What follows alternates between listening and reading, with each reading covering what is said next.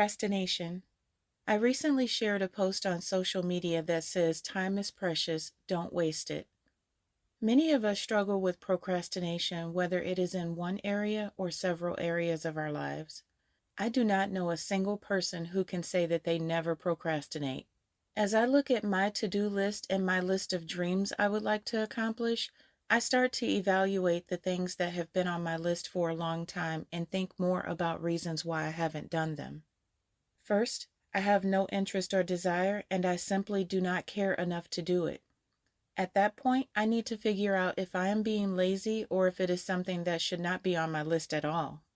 Second, I am interested, but it is time-consuming, overwhelming, and not urgent or important enough for me to make it a priority. Last, I am fearful of doing it.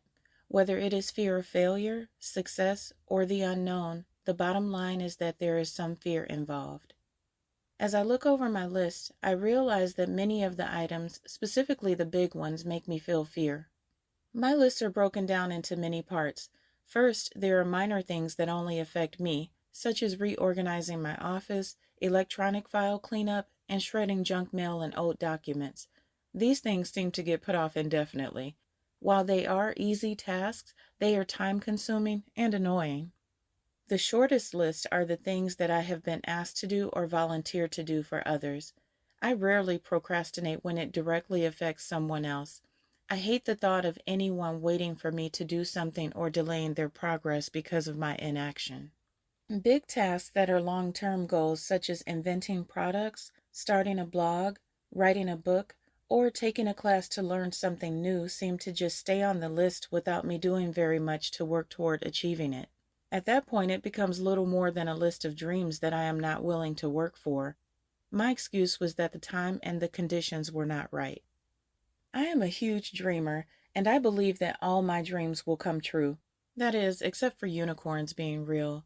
It's probably best that they remain mythical. Perfect conditions for me meant getting married to a man who will tell me that I do not need to work and that it would make him happy to see me pursuing the things that make me happy. That is when I imagine taking on the big things on my list.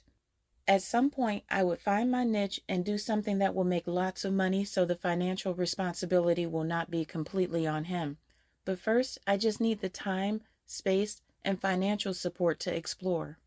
In case you are concerned, I will make sure that I am an excellent wife as well. If he can understand the quirkiness that comes with me, he certainly deserves for me to be an amazing wife. For years, in my mind, those big things on my list only affected me.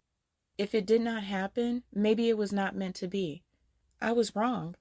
I realized that the dreams I have, maybe not the ones about unicorns, are things that God placed in me with every intention for me to live it out. Even if sharing my journey through this blog, a book, or a podcast only helps one person, I am doing what God put me here to do, and I am just getting started. I will always reiterate the fact that I want everything that God has for me. For that to happen, I must take responsibility for doing my part. That requires me to move when God says to move. Ecclesiastes 11:4 says, "Whoever watches the wind will not plant. Whoever looks at the clouds will not reap." Waiting for non-existent perfect conditions and making excuses is not an option. I refuse to continue to delay or forfeit what God has for me because of procrastination on my part or a desire for things to be easy or to happen in a certain order. God is not pausing or canceling His plan for my life simply because this husband that I dream of has not come along yet to do things the way I want them done. I am learning to hold on to my dreams, but to let God bring them to pass in the order and way that He sees fit. The point is, my only focus needs to be on doing the things that God guides me to do when He tells me to do it. In addition to lots of talking and listening to God, there are a few favorite quotes about fear that really help me to keep taking the next steps in my journey. They have encouraged and continue to help me to press forward with this blog and so many other things. Hopefully they will encourage you as well. Many of our fears are tissue paper thin, and a single courageous step would carry us clear through them. Brendan Francis Behan. You're not a coward because you feel fear. We're cowards if we give in to it and let it manipulate and control our lives. Joyce Meyer. Don't be afraid to fail. Be afraid not to try. Michael Jordan. We can't be the new version of us if we're stuck being an old version.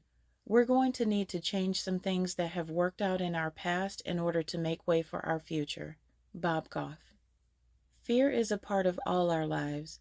Even the most fearless among us have to stare it down and decide to act anyway. Bob Goff. Once you become fearless, life becomes limitless. Unknown. During a sermon some time ago at church, the pastor said, God called me to live in the faith zone, not the comfort zone. This is what God has called us all to do. I've said it before and I will say it over and over.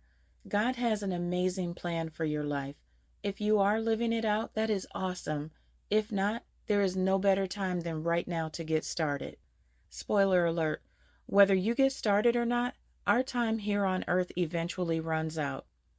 What are you waiting for? What are you afraid of? Have faith. Take the first step and trust that God will supply everything you need to take the next one, and the next one, and the next one. Before you know it, you will have accomplished something big, and your faith will continue to carry you to heights that you never imagined you would reach. It is an amazing journey.